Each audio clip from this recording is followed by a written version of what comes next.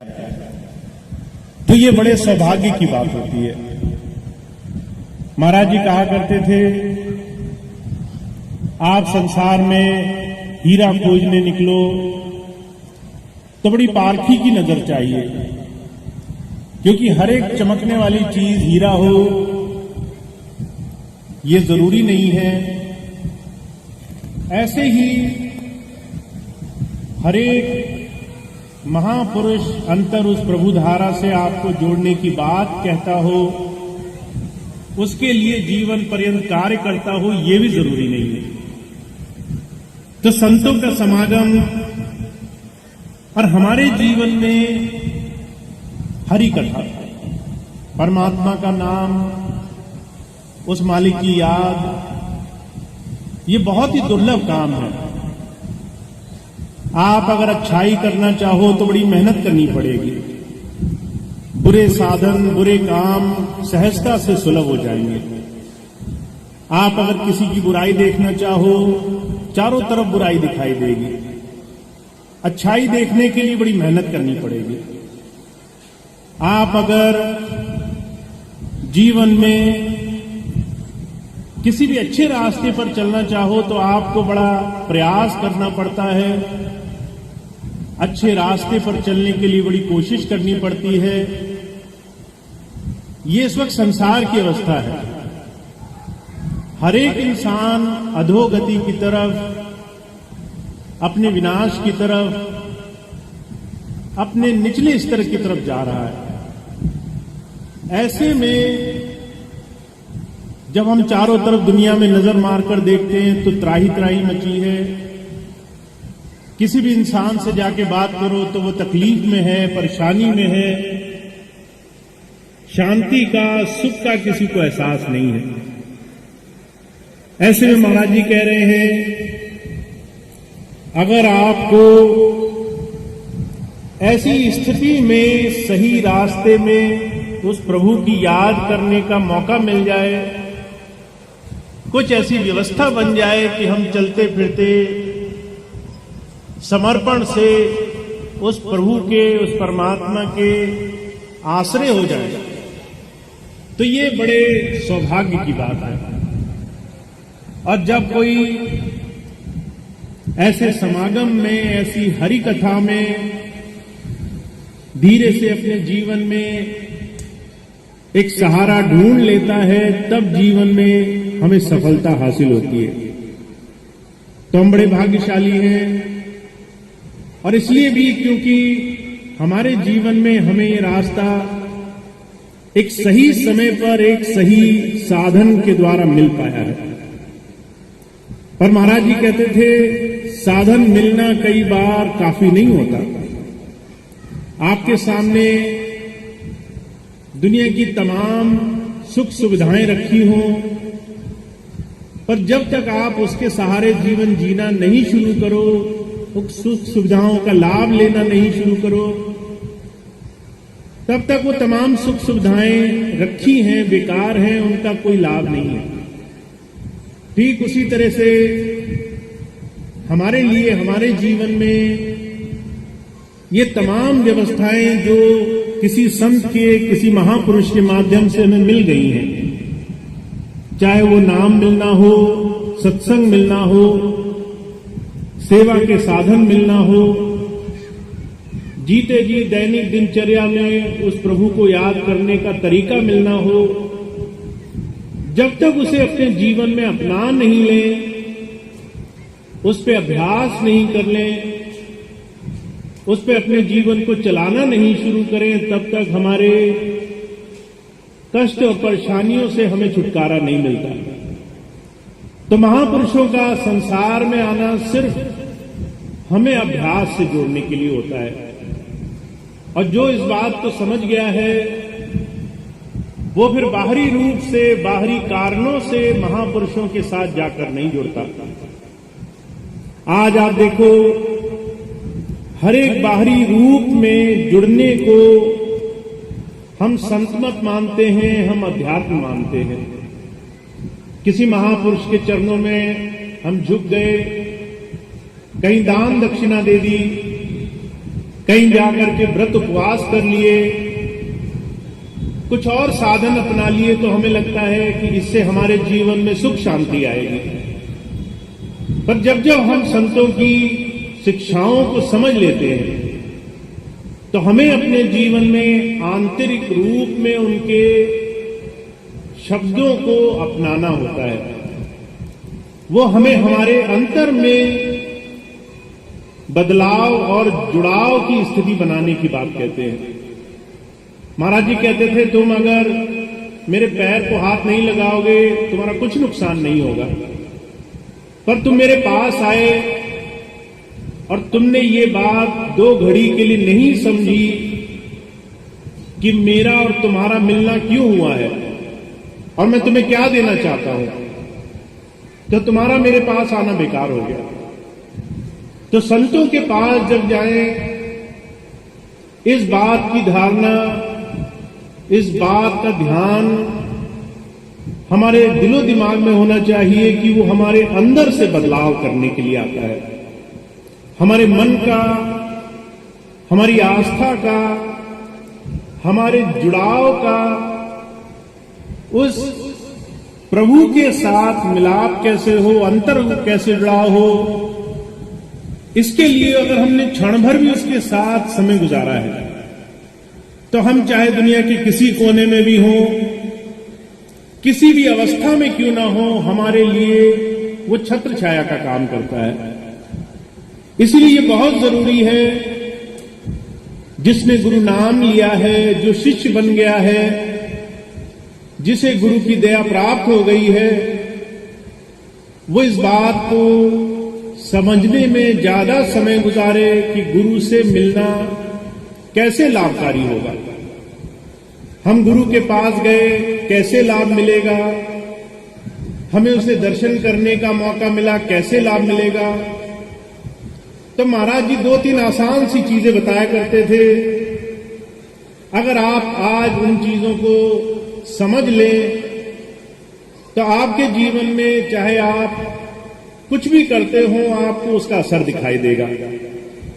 पहली चीज महाराज जी कहते थे, संतों के यहां ऊंच नीच का कोई रिवाज नहीं होता, सब एक बराबर होते हैं। कोई बड़े गंदे से कपड़े पहनकर आया है, साधारण वेशभूषा में है, वो भी उतना ही जरूरी है जितना कोई राजा महाराजा। सबके लिए एक ही साधन वो देने के लिए आते हैं, कोई ऊंच नीच नहीं है, वो बराबर है। इसलिए महाराज जी कहा करते थे, जब कभी भी किसी महापुरुष के दर्शन करने जाओ तो नजर नीची मत रखना, आंखों में आंखें डालना और प्रार्थना करना। अगर नजर नीची हुई तो मन विषयों की तरफ भागेगा, आप छोटी छोटी चीजें मांग के चले आओगे। कभी कहोगे कि मेरी तकलीफ है, शरीर दुख रहा है, कभी कहोगे मेरे मुकदमे चल रहे हैं। और ये तमाम चीजें जब हम मांगते हैं, एक जो बड़ा बहुत भारी मौका हमें मिला है, उसे हम बहुत हल्के में, बहुत ही साधारण रूप से गुजार के चले आते हैं। तो महाराज जी तो बहुत जोर देते थे कि भाई आप संतों के पास चले गए, उनके शरीर को, उनके पैरों को, उनके चरणों को हाथ लगाने से वो सुख नहीं मिलेगा जो उनसे प्रार्थना करने में मिलेगा। आंखों में देखना और प्रार्थना करना, पहली चीज। दूसरी चीज महाराज जी कहा करते थे, समर्पण होना चाहिए। अगर आप थोड़ी देर भी वहां गए हो तो ध्यान भटकना नहीं चाहिए।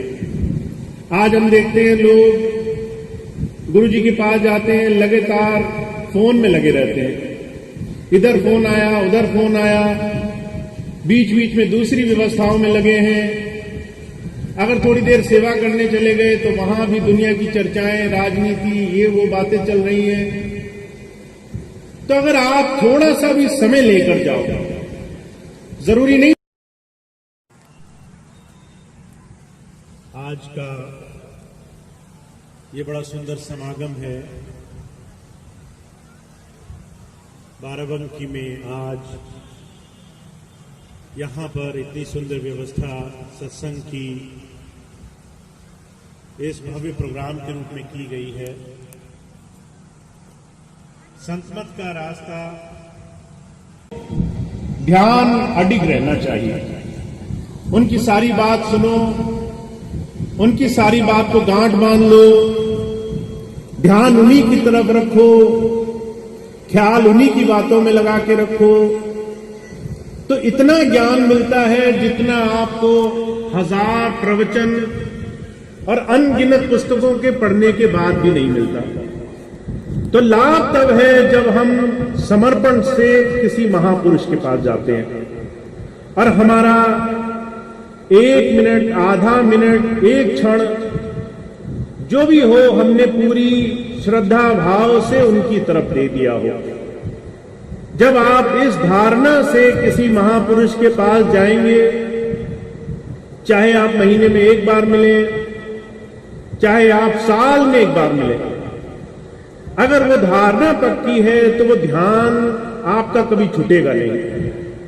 आपका ख्याल उस एक पल के मिलाप से, गुरु के चरणों में उसके साथ जुड़ने से, उस एक पल का लाभ ज्यादा होगा बजाय हजारों बार किसी तीर्थ और किसी बड़े से बड़े पुण्य कर्म करने को। तो महाराज जी कहते थे दूसरी बात, जब किसी संत के दर्शन के लिए जाओ ध्यान अडिग रहना चाहिए। तीसरी बात महाराज जी कहते थे संतों की बात बड़ी टेढ़ी मेढ़ी रहती है, सीधी बात कभी नहीं कहते। आप उनसे कहने जाओगे मेरा काम बन जाए, हो सकता है वो कुछ और ही बोल बैठे। कारण सिर्फ एक है, जब हम जाते हैं संत के पास तो ये सोच कर जाते हैं कि हम अच्छा जानते हैं अपने लिए, पर जब संत हमें देखता है वो कहता है कि इसके जीवन में बहुत कुछ है जो इसे अभी तक अंदाजा भी नहीं, जो इसे मिल सकता है, जिससे ये अपने जीवन में सारे काम एक क्षणभर में पूरा कर सकता है। तो महाराज जी कहा करते थे, अगर गुरु शिष्य की मांग के हिसाब से उसे देने लगे तो शिष्य को हर बार पलट पलट के आना पड़े, और अगर अपनी एक दया मेहर की नजर से कुछ उसे दे दे तो एक बार मिलना, एक बार आना काफी होता है। तो महाराज जी एक बात कहा करते थे कि जब भी आप गुरु के पास जाओ, संत के पास जाओ, आप उसकी बात को गांठ बांध लो। उसकी बात चाहे कैसी भी क्यों ना हो, कहीं ना कहीं उसी बात में हमारे जीवन का सही रास्ता छुपा है, उसी बात से हमारे जीवन में बदलाव होना है, उसी बात से हमारे जीवन में परिवर्तन आना है। कई बार मैं ऐसे लोगों से मिला जो बहुत कोशिश करते हैं कि हमें जो रास्ता हमने पढ़ लिख रखा है, हम जानते हैं, हम पहले से सोच के आए हैं, वही चीज हमें मिल जाती है। और इतना तमाम चीजें सोचने के बाद भी जब वो बात नहीं बनती तो उन्हें बड़ी परेशानी होती है। वो बार बार कहते हैं कि हमने तो ये काम मांगा था, ये काम भी पूरा नहीं हुआ। पर वहीं पर उनके जीवन में अगर 1000 चीजें सुलभ हो जाए, 1000 परेशानियां दूर हो जाए, जीवन की 1000 परेशानियों का इलाज उन्हें मिल जाए, तो वो लाख कोशिश करके भी उन तमाम चीजों को उसका आकलन नहीं कर सकते, उनका मूल्यांकन नहीं कर सकते। तो महाराज जी कहा करते थे कि जो संतों की वाणी है, उनके जो वचन है, उनमें बहुत बड़ा राज छुपा होता है। और जब हम गुरु की बात को, एक महापुरुष की बात को जीवन में आचरण में लाने की कोशिश करते हैं तो बहुत बड़े बड़े बदलाव हो जाते हैं। तो बहुत कुछ करने की आवश्यकता नहीं है। प्रभु भक्ति का, संत मत का रास्ता बड़ा सहज मार्ग है, इतना आसान रास्ता है जितना आसान दुनिया का कोई रास्ता नहीं हो सकता। पर जब जब हम अपनी पीठ पर सारा बोझ उठा करके अपने तरीके से साधन करने की कोशिश करते हैं, तब हमारे लिए ये दुनिया का सबसे मुश्किल काम बन जाता है। महाराज जी एक छोटा सा आकलन किया करते थे। कहते थे अगर तुमने ट्रेन की रेलगाड़ी का सफर करना है, खूब सारा सामान घर से लाए हो और उसको सर पे उठाकर घूम रहे हो, वो बोझ तब तक तुम्हें तकलीफ देगा जब तक वो तुम्हारे सर पर है। अगर तुम एक बार ट्रेन पर बैठ गए, अभी तुम्हारे ऊपर है, तुम्हें जिस लक्ष्य तक जाना है वहां तक सामान सर पर ढोकर ले जाओ, या उस ट्रेन पर विश्वास करके सामान अपने पास रख लो और अपना बोझा उतार लो। संसार में गुरु के महापुरुषों के सानिध्य में आने के बाद हमारा जीवन, हमारा जो लक्ष्य है वो बिल्कुल रेलगाड़ी के सफर की तरह हो जाता है। अभी हमारी मर्जी है हम समर्पण करके अपना बोझा नीचे उतार दें, या मनमुखी बन करके अपना बोझा ट्रेन में बैठने के बाद भी सर पर उठाकर रखें। तो महाराज जी कहा करते थे संत मत बड़ा सहज रास्ता है। गुरु की, महापुरुषों की बड़ी आसान बातें, सहज बातें हमारे जीवन में हमारे तमाम तकलीफों, परेशानियों का, हमारी तमाम समस्याओं का हरण कर लेती है। साथ साथ हमें जीवन में हर एक तरीके से विकास और बढ़ाई के रास्ते पर लेकर जाती है। पर यह होता कब है? जब हम समर्पण से, गुरु की बात मानने से और गुरु की दया, उसकी सही मायनों में प्रार्थना करने से उसकी दया मेहर प्राप्त करने के लिए उसके पास जाते हैं। तो महाराज जी ने 2-3 बात बड़ी सहज कही हैं। मैंने देखा बहुत से लोग हैं जो सहजता से बहुत कुछ पा लेते हैं और कई बार जानकार बनकर सालों साल भटकते रहते हैं, उनको कुछ भी हासिल नहीं होता। तो आसान तरीका अपनाइए, सहज तरीका अपनाइए और गुरु की याद प्रार्थना के माध्यम से, भक्ति भाव के माध्यम से, समर्पण के माध्यम से अपने आप को थोड़ी थोड़ी देर ही सही महापुरुषों के सानिध्य से जोड़कर रखिए। तो आपको ये रास्ता मिला हुआ है। आज आप यहां हैं, बाराबंकी बहुत पुराना सेंटर है स्वामी जी का। स्वामी जी यहां पर आज से 30-35 साल पहले लगातार सत्संग में आया करते थे और यहां पर बहुत से भाई बहन ऐसे हैं जो वर्षों से स्वामी जी से जुड़े हुए हैं, आज भी मौजूद हैं। और बहुत से भाई बहन हैं जो इस समय दौरान नए बने, जुड़े वो उसी गुरुधारा से। और उस गुरुधारा से जुड़ने के बाद कैसे आपके निजी जीवन में, आपके नजदीकियों के जीवन में आपको वो लाभ मिलता है, अब इस पर ध्यान देना है। बाकी तमाम चीजें जहां पर दुनिया की ऐसी चीजें चल रही हैं जिससे आपको अनर्गल बातों में फंसना पड़े, उससे ध्यान हटाना है और ज्यादा से ज्यादा प्रार्थना के माध्यम से गुरुधारा से जुड़ना है। तो सभी भाई बहन जो वर्षों से स्वामी जी से जुड़े रहे हैं या इस दौरान नए बने हैं, सभी भाई बहनों को ये सानिध्य मिले, गुरु दर्शन से, गुरु की प्रार्थना से जीवन में अमोघता मिले, जीवन में उनके विकास हो। मेरी यही शुभकामनाएं रहती हैं कि आप सब लोग अगर आ ही गए हैं गुरु के पास तो फिर आप उससे पूरी तरीके से लाभ उठाएं। आप उसको थोड़ा ही सही पर पूरी संजीदगी से, पूरी एकाग्रता से समय दें।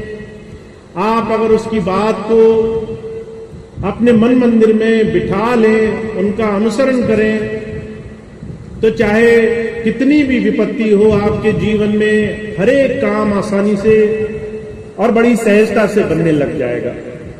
तो मैं आप सबको जो यहां पे मौजूद है भाई बहन, एक बार फिर से इस बात का आश्वासन देता हूं कि आपको जो नाम मिला है, गुरु के साथ जुड़ने का जो सौभाग्य मिला है, जो रास्ता मिला है, आपको पूरे विश्वास से उस पर चलते रहना है। और जितना धारणा आप गुरु चरणों में लगा कर रखोगे, उतनी ही सहजता से आपके जीवन के काम, आपके परमार्थ के काम दोनों बनते रहेंगे। तो मैं इतनी बात कहूंगा, आप सभी का, जो भी भाई बहन आज यहाँ मौजूद है और इस संत समागम में, इस गुरु चर्चा में भाग ले रहे हैं, उन सबको स्वामी जी की दया मेहर से लाभ हो, खूब खूब उनको अंतर सानिध्य मिले।